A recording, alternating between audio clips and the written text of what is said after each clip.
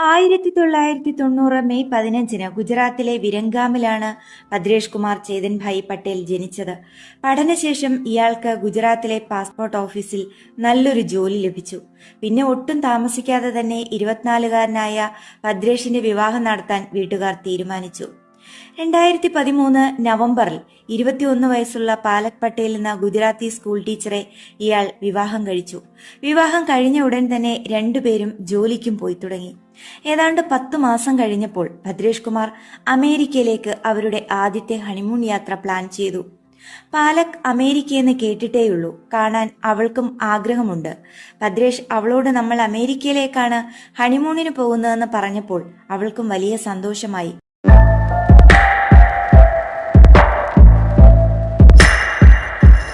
അങ്ങനെ അവർ രണ്ടുപേരും ജോലിയിൽ നിന്നും അവധിയെടുത്തു. 2014 സെപ്റ്റംബറിൽ 6 മാസത്തെ ടൂറിസ്റ്റ് വിസയിൽ അവർ രണ്ടുപേരും അമേരിക്കയിലെ ന്യൂയോർക്കിൽ എത്തിച്ചേർന്നു. അവിടെയുള്ള ബന്ധുവീടുകളിൽ അവർ താമസിച്ചു. ഭദ്രേഷിന് അമേരിക്കയിൽ പല സ്ഥലങ്ങളിലും ധാരാളം ബന്ധുക്കളുണ്ട്. ന്യൂജേഴ്സിയിലും ജോർജിയയിലും കെൻഡക്കിയിലുമൊക്കെ ഓരോ ബന്ധുവീടുകൾ സന്ദർശിക്കുന്നതിനൊപ്പം ആ നഗരങ്ങളും അവർ ആസ്വദിച്ചു കണ്ടു. ഭദ്രേഷും പാലക്കും വളരെ സന്തുഷ്ടരായിരുന്നു ആ ദിവസങ്ങളിൽ. എന്നാൽ മാസങ്ങൾ കടന്നുപോയിട്ടും ഭദ്രേഷ് മടങ്ങിപ്പോകുന്നതിനെ കുറിച്ച് ഒന്നും പറയാതായതോടെ പാലക്കിന് ചില സംശയങ്ങൾ തോന്നി തുടങ്ങി. അത് ഉറപ്പുവരുത്തുന്നതിനായി പാലക് ഭർത്താവിനോട് നമുക്ക് നാട്ടിലേക്ക് മടങ്ങിപ്പോകണ്ടേ എന്ന് ചോദിച്ചു. ആദ്യമൊക്കെ അവളുടെ ആ ചോദ്യം ചിരിച്ചുകൊണ്ടവൻ അവഗണിച്ചു. പാലക് അത് തന്നെ നിരന്തരം ചോദിച്ചുകൊണ്ടിരുന്നപ്പോൾ ഭദ്രേഷ് തന്റെ പ്ലാനിനെ കുറിച്ചുള്ള കുറച്ചു കാര്യങ്ങൾ പാലക്കിനോട് പറഞ്ഞു. ഭദ്രേഷിന്റെ ബന്ധുക്കളിൽ ഒരുപാട് പേർ അമേരിക്കയിലെത്തി സമ്പന്നരായി ജീവിക്കുന്നത് കൊച്ചിലെ മുതൽ അവൻ കാണുന്നുണ്ട്. അതിനാൽ അവനും വിവാഹശേഷം അമേരിക്കയിൽ ജീവിക്കാനാണ് ആഗ്രഹമെന്ന് അവളോട് പറഞ്ഞു. അവൻ അങ്ങനെ പ്ലാൻ ചെയ്താണ് ഇപ്പോൾ അമേരിക്കയിൽ എത്തിയിരിക്കുന്നത്. പക്ഷേ അക്കാര്യം പാലക്കിനോടെന്നല്ല മറ്റാരോടും അവൻ പറഞ്ഞിരുന്നില്ല. അവന്റെ മറുപടി കേട്ട പാലക് തകർന്നുപോയി. പെട്ടെന്ന് നിരാശയുടെ പടുകുഴിയിൽ വീണ അവസ്ഥ. കാരണം അവൾക്ക് ഗുജറാത്തിലെ തന്റെ നാടും വീടും വീട്ടുകാരും നാട്ടിലെ ജോലിയുമൊക്കെയാണ് ഇഷ്ടം. അതൊക്കെ വിട്ട് അമേരിക്കയിൽ സ്ഥിരതാമസമാക്കാൻ അവളൊട്ട് ഇഷ്ടപ്പെടുന്നുമില്ല. പാലക് ഭദ്രേഷിനെ വീണ്ടും ഓർമ്മിപ്പിച്ചു. നമ്മൾ വെറും 6 മാസത്തെ ടൂറിസ്റ്റ് വിസയിലാണ് വന്നിരിക്കുന്നത്. വിസ കാലാവധി 3-4 മാസത്തിനുള്ളിൽ കഴിയും.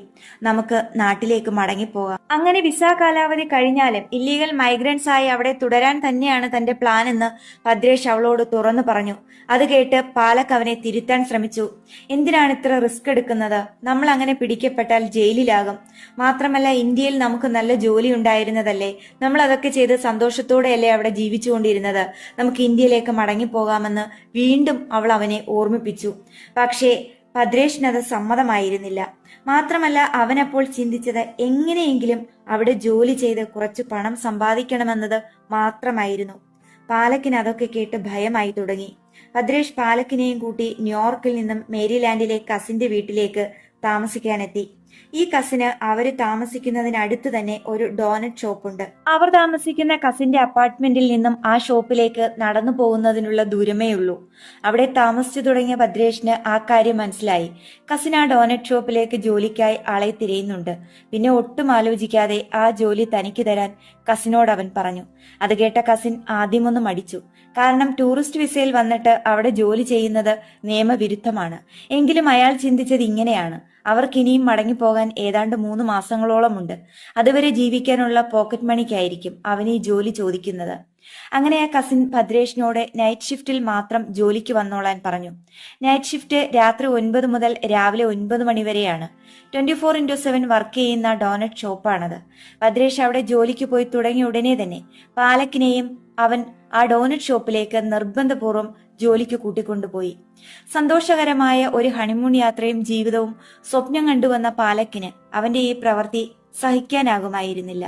നാട്ടിലൊരു സ്കൂൾ ടീച്ചറായി ജോലി ചെയ്ത് സമാധാനത്തോടെ ജീവിച്ചിരുന്ന ആ പെൺകുട്ടിക്ക് രാത്രി ഉറക്കമൊഴിഞ്ഞുള്ള ഈ ബേക്കറി ജോലിയും സഹിക്കാൻ കഴിയുമായിരുന്നില്ല. അവന്റെ ഈ പ്രവൃത്തിയെ അവൾ നിശ്ചിതമായി തന്നെ വിമർശിച്ചു. മാത്രമല്ല ഉറക്കമൊഴിഞ്ഞുള്ള ആ ജോലി അവർക്ക് രണ്ടുപേർക്കും കാര്യമായ ആരോഗ്യ പ്രശ്നങ്ങളും ഉണ്ടാക്കി. ഇതോടെ നാട്ടിലേക്ക് മടങ്ങണമെന്നവൾ അവനോട് വാശി പിടിച്ചു.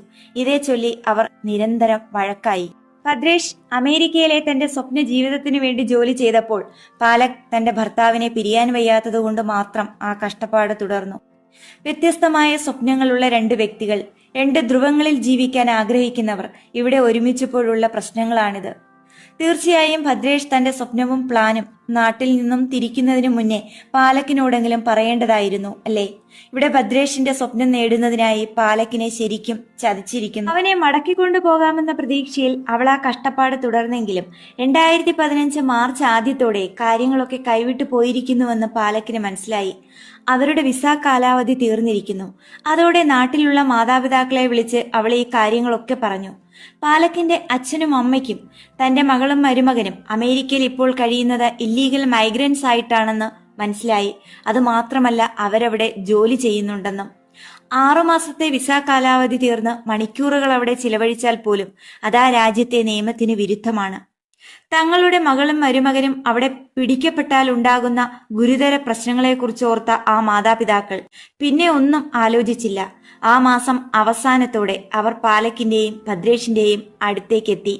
അമേരിക്കയിലെത്തിയ മാതാപിതാക്കൾ മകളെയും മരുമകനെയും കണ്ടു. ഭദ്രേഷിനെ അവർ തിരുത്താൻ ശ്രമിച്ചു.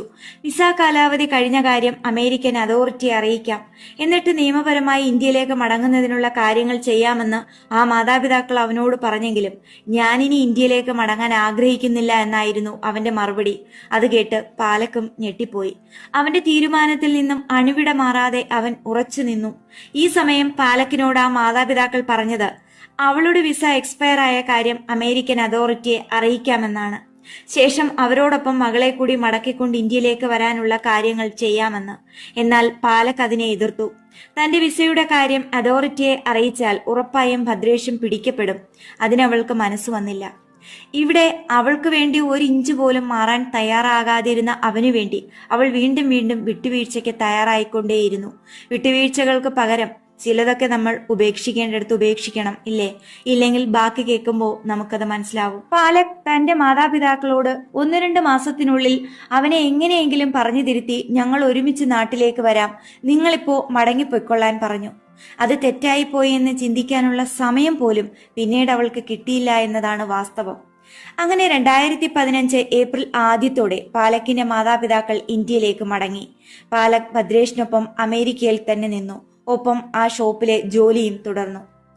ആ ദിവസം 2015 ഏപ്രിൽ 12 രാത്രി ആ പതിവ് കസ്റ്റമർ അന്നും ഡോനറ്റ്സ് വാങ്ങുന്നതിനായി ആ ഷോപ്പിലെത്തി. പുറത്തേറെ നേരം കാത്തു നിന്നെങ്കിലും ഓർഡർ എടുക്കാനോ അല്ലെങ്കിൽ മറ്റെന്തിനെങ്കിലുമായോ ഭദ്രേഷോ പാലക്കോ പുറത്തേക്ക് വരാതായതോടെ അയാൾക്കെന്തോ ഒരു പന്തികേട് തോന്നി. അയാൾ അവിടുത്തെ സ്ഥിരം കസ്റ്റമർ ആയതുകൊണ്ട് തന്നെ ആ സമയത്ത് പാലക്കും ഭദ്രേഷുമാണ് അവിടെ ഉണ്ടാകാറുള്ളതെന്ന് അയാൾക്കറിയാം. പിന്നെ ഒട്ടും വൈകാതെ തന്നെ അയാൾ പോലീസിനെ വിവരമറിയിച്ചു. ഇവിടെ ഒരു ഡോനറ്റ് ഷോപ്പ് ഓപ്പൺ ആയിരിക്കുന്നു. താൻ ഏറെ നേരമായി അവിടെ എത്തിയിട്ടും പുറത്തെങ്ങും ആരെയും കാണുന്നില്ല. ഷോപ്പ് തുറന്നു വെച്ചിട്ട് ആരും ഇല്ലാതിരിക്കില്ലല്ലോ, അതുകൊണ്ട് പോലീസ് എത്തി അതിനുള്ളിൽ കയറിയൊന്ന് പരിശോധിക്കണം എന്നായിരുന്നു അയാൾ പോലീസിനെ വിവരമറിയിച്ചത്. അത് കേട്ട് നിമിഷങ്ങൾക്കകം തന്നെ പോലീസ് അവിടെ എത്തിച്ചേർന്നു. അവർ ഷോപ്പിനുള്ളിലേക്ക് കയറി. എങ്ങും ഒരു നിശബ്ദത. അവർ കിച്ചണിലേക്ക് ചെന്നെങ്കിലും അവിടെ എങ്ങും ആരും ഉണ്ടായിരുന്നില്ല. കിച്ചണിന് പിന്നിലായുള്ള വർക്കേരിയയിലേക്ക് പോലീസ് എത്തുമ്പോൾ ആ നടുക്കുന്ന ദൃശ്യം അവർ കണ്ടു. ഒരു സ്ത്രീ ചോരയിൽ കുളിച്ചു കിടക്കുന്നു. പോലീസ് ആ സ്ത്രീയുടെ അരികിലേക്ക് ചെന്ന് നോക്കി. അവരുടെ ദേഹത്ത് കത്തിക്കു കുത്തിയ 20ഓളം പാടുകൾ കണ്ടു. ആ സ്ത്രീ പാലക് പട്ടേലായിരുന്നു. ഭദ്രേഷിനെ അവിടെയെങ്ങും കാണാനുണ്ടായിരുന്നില്ല. ഉടൻ തന്നെ പോലീസ് ഭദ്രേഷിന്റെ കസിനെ വിവരം അറിയിച്ചു. അയാൾ ഷോപ്പിലേക്ക് ഓടിയെത്തി. ഒപ്പം കൂടുതൽ പോലീസും മെഡിക്കൽ ടീമും മീഡിയയും അവിടെ എത്തിച്ചേർന്നു. ഭദ്രേഷിന്റെ കസിനെ ചോദ്യം ചെയ്തതിൽ നിന്നും പാലക്കും ഭദ്രേഷും ഇല്ലീഗൽ മൈഗ്രൻസ് ആണെന്ന് അറിഞ്ഞു. നിയമവിരുദ്ധമായി അവരെ താമസിപ്പിച്ചതിനും ജോലി നൽകിയതിനും അയാളെ പോലീസ് അപ്പോൾ തന്നെ അറസ്റ്റ് ചെയ്തു. നോക്കണേ, ബന്ധുക്കളെ സഹായിക്കാൻ പോയി പിടിച്ച പുലിവാലല്ലേ. നിമിഷങ്ങൾക്കകം ആ ഡോനറ്റ് ഷോപ്പിൽ ഒരു ഇന്ത്യക്കാരി കൊല ചെയ്യപ്പെട്ടിരിക്കുന്നുവെന്ന വാർത്ത കാട്ടുതീ പോലെ അവിടെ ആകെ പരന്നു. പോലീസ് ഉടൻ തന്നെ അവിടെയുള്ള CCTV ദൃശ്യങ്ങൾ പരിശോധിക്കാൻ തുടങ്ങി. നൈറ്റ് ഷിഫ്റ്റിലെ ജോലിക്കാരായതുകൊണ്ട് തന്നെ 9 മണിക്ക് ശേഷമുള്ള ദൃശ്യങ്ങളാണ് പോലീസ് പരിശോധിച്ചു തുടങ്ങിയത്. കിച്ചണിലെ CCTV ദൃശ്യങ്ങളിൽ 9:32 ഭദ്രേഷ് ആരോടോ ഫോണിൽ സംസാരിച്ചുകൊണ്ട് കിച്ചണുള്ളിലേക്ക് പോകുന്നത് കാണാം. തൊട്ടു പിന്നിലായി പാലക്കും അവനോട് എന്തോ പറയാനെന്ന പോലെ പോകുന്നു. 1 മിനിറ്റിന് ശേഷം കൃത്യം 9:33 അവൻ കിച്ചന്റെ സൈഡിലുള്ള ഡോനറ്റ് റാക്കിന്റെ ഇടയിൽ നിന്നും പുറത്തേക്ക് വരുന്നത് കാണാം. ഒപ്പം അവിടെ റൺ ചെയ്തുകൊണ്ടിരുന്ന ഓവൻ ഓഫ് ചെയ്ത് പുറത്തേക്ക് പോകുന്നതും ആ ദൃശ്യങ്ങളിൽ കാണാം. എന്നാൽ സ്റ്റോർ റൂമിലേക്ക് പോയ പാലക് മടങ്ങി വന്നില്ല. ആ 1 മിനിറ്റിനുള്ളിൽ തന്നെ ഭദ്രേഷ് പാലക്കിനെ കൊന്നുവെന്ന് പോലീസ് സ്ഥിരീകരിച്ചു. ഓവൻ ഓഫ് ചെയ്യുന്ന ഭദ്രേഷിന്റെ വലതു കൈയിലെ ഗ്ലൗസിൽ ചോരക്കറ പുരണ്ടിരിക്കുന്നത് കണ്ട പോലീസിന് അവൻ തന്നെയാണ് കൊലയാളിയെന്ന് വ്യക്തമായി. ഇന്ത്യയിലേക്ക് മടങ്ങിയെത്തിയ പാലക്കിന്റെ മാതാപിതാക്കളെ തേടി ഏതാണ്ട് ഒരാഴ്ചയ്ക്കുള്ളിൽ ആ ദുരന്ത വാർത്തയെത്തി. തങ്ങളുടെ മകൾ അമേരിക്കയിൽ വെച്ച് അതിദാരുണമായി കൊല ചെയ്യപ്പെട്ടിരിക്കുന്നു.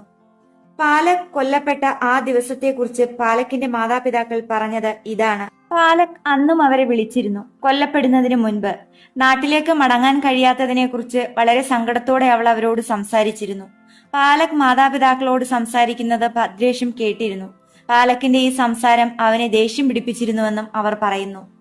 പോലീസ് പറയുന്നത് പാലക് നിരന്തരം ഭദ്രേഷിനെ നാട്ടിലേക്ക് പോകാൻ നിർബന്ധിച്ചിരുന്നതിനാൽ അവൻ അവളെ കൊല്ലണമെന്ന് നേരത്തെ തന്നെ പ്ലാൻ ചെയ്തിരിക്കാമെന്നാണ്. സത്യത്തിൽ ഇതുപോലെയുള്ള ഏതെങ്കിലും തീരുമാനത്തിലൊക്കെ ഉറച്ചു നിൽക്കുന്നവരെ നിർബന്ധിച്ചും വഴക്കു പിടിച്ചും തിരുത്തിക്കൊണ്ടുവരാൻ ശ്രമിക്കാതിരിക്കുന്നതാണ് നല്ലത്.